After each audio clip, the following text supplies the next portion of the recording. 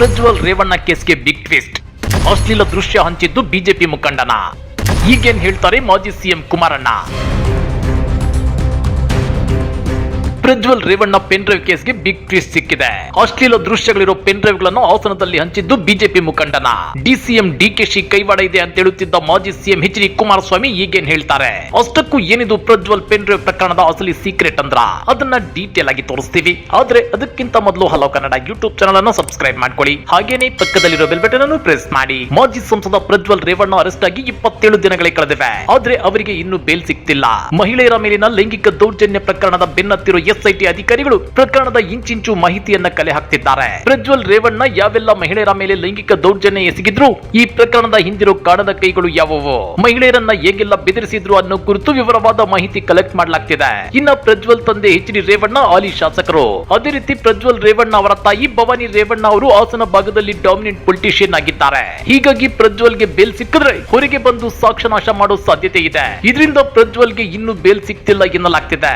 ಇನ್ನ ಎಸ್ಐಟಿ ಅಧಿಕಾರಿಗಳು ಬರೀ ಒಂದು ಆಂಗಲ್ ನಲ್ಲಿ ತನಿಖೆ ನಡೆಸುತ್ತಿಲ್ಲ, ವಿವಿಧ ಆಂಗಲ್ ಗಳಲ್ಲಿ ತನಿಖೆ ನಡೆಸುತ್ತಿದ್ದಾರೆ. ಅದರಲ್ಲೂ ಹಾಸನ ಲೋಕಸಭಾ ಚುನಾವಣೆಗೆ 2 ದಿನ ಬಾಕಿ ಇರುವಾಗ ಹಾಸನದ ಹಾದಿ ಬೀದಿಗಳಲ್ಲಿ ಪೆನ್ ಡ್ರೈವ್ ಗಳನ್ನ ಎರಚಿದ್ದಾರೋ, ಹಾಗೆ ಎರಚೋದ್ರ ಹಿಂದಿರೋ ಉದ್ದೇಶವಾದ್ರೂ ಏನು ಅನ್ನೋ ಬಗ್ಗೆಯೂ ಎಸ್ಐಟಿ ತಂಡ ಮಾಹಿತಿ ಕಲೆ ಹಾಕ್ತಿದೆ. ಪರಿಸ್ಥಿತಿ ಹೀಗಿರುವಾಗಲೇ ಹಾಸನದ ಮಾಜಿ ಬಿಜೆಪಿ ಶಾಸಕ ಪ್ರೀತಂ ಗೌಡ ಮೇಲೆ ಗಂಭೀರ ಆರೋಪ ಕೇಳಿ ಬಂದಿದೆ. ಈಗಾಗಲೇ ಅರೆಸ್ಟ್ ಆಗಿರೋ ಮಾಜಿ ಸಂಸದ ಪ್ರಜ್ವಲ್ ರೇವಣ್ಣ ಅವರ ಮೇಲೆ ಮತ್ತೊಂದು ಕೇಸ್ ದಾಖಲಾಗಿದೆ. ಹೌದು ವೀಕ್ಷಕರೇ, ಮಹಿಳೆ ಮೇಲೆ ಲೈಂಗಿಕ ದೌರ್ಜನ್ಯ ಎಸಗಿರೋದನ್ನ ವಿಡಿಯೋ ಮಾಡಿ ವೈರಲ್ ಮಾಡಿರೋ ಆರೋಪದ ಮೇಲೆ ಪ್ರಜ್ವಲ್ ರೇವಣ್ಣ ಅವರ ಮೇಲೆ ಮತ್ತೊಂದು ಪ್ರಕರಣ ದಾಖಲಾಗಿದೆ. ಇದೇ ವೇಳೆ ಪ್ರೀತಂ ಗೌಡ ವಿರುದ್ಧವೂ ದೂರು ದಾಖಲಾಗಿದೆ. ಈ ಪ್ರಕರಣದಲ್ಲಿ ಸಂತ್ರಸ್ತೆಯ ವಿಡಿಯೋ ಹಂಚಿಕೆ ಆರೋಪದಲ್ಲಿ ಹಾಸನದ ಮಾಜಿ ಬಿಜೆಪಿ ಶಾಸಕ ಪ್ರೀತಂ ಗೌಡ ಸೇರಿದಂತೆ ಇತರ 3 ವಿರುದ್ಧವೂ ಪ್ರಕರಣ ದಾಖಲಾಗಿದೆ. ಇದಕ್ಕೆ ಪೂರಕ ಎಂಬಂತೆ ಅವರ ಇಬ್ಬರ ಆಪ್ತರನ್ನ ಎಸ್ಐಟಿ ಬಂಧಿಸಿದೆ. ಪೆನ್ ಡ್ರೈವ್ ಖರೀದಿ ಮಾಡಿಸಿದ್ದೆ ಪ್ರೀತಂ ಗೌಡ. ಪ್ರೀತಂ ಗೌಡ ಸಹಚರರು ಪೆನ್ ಡ್ರೈವ್ ಹಂಚಿದ್ದಾರೆ ಅಂತಾನು ದೂರಿದ್ದಾರೆ. ಮಹಿಳೆ ನೀಡಿರೋ ದೂರು ಆಧರಿಸಿ ಎಫ್ಐಆರ್ ದಾಖಲಿಸಿದ್ದ ಬೆಂಗಳೂರಿನ ಸೈಬರ್ ಕ್ರೈಂ ಪೊಲೀಸರು ಪ್ರೀತಂ ಗೌಡ ವಿರುದ್ಧ ಕಠಿಣ ಸೆಕ್ಷನ್ಗಳನ್ನೇ ಹಾಕಿದ್ದಾರೆ.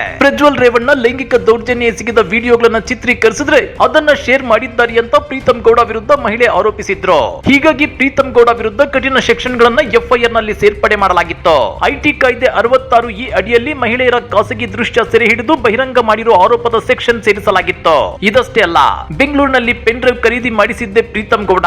ಅವರ ಸಹಚರರಾದ ಕಿರಣ್ ಮತ್ತು ಶರತ್ ಪೆನ್ ಡ್ರೈವ್ ಹಂಚಿದ್ದಾರೆ ಅಂತಾನು ಎಫ್ಐಆರ್ ನಲ್ಲಿ ಉಲ್ಲೇಖಿಸಲಾಗಿತ್ತು. ಹೀಗಾಗಿ ಬಿಜೆಪಿ ಮಾಜಿ ಶಾಸಕ ಪ್ರೀತಂ ಗೌಡ ತಮ್ಮನ್ನ ಬಂಧಿಸದಂತೆ ಹೈಕೋರ್ಟ್ ಮೊರೆ ಹೋಗಿದ್ರು.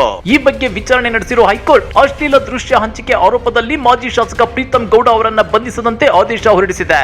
ಆ ಮೂಲಕ ಅವರಿಗೆ ಬಂಧನದಿಂದ ಬಿಗ್ ರಿಲೀಫ್ ಸಿಕ್ಕಿದೆ. ತನಿಖೆಯನ್ನ ಮುಂದುವರಿಸಲು ಎಸ್ಐಟಿಗೆ ತಿಳಿಸಿದ್ದು, ವಿಚಾರಣೆಗೆ ಸಹಕರಿಸಲು ಅರ್ಜಿದಾರ ಪ್ರೀತಂ ಗೌಡಗೆ ಹೈಕೋರ್ಟ್ ಸೂಚನೆ ನೀಡಿದೆ.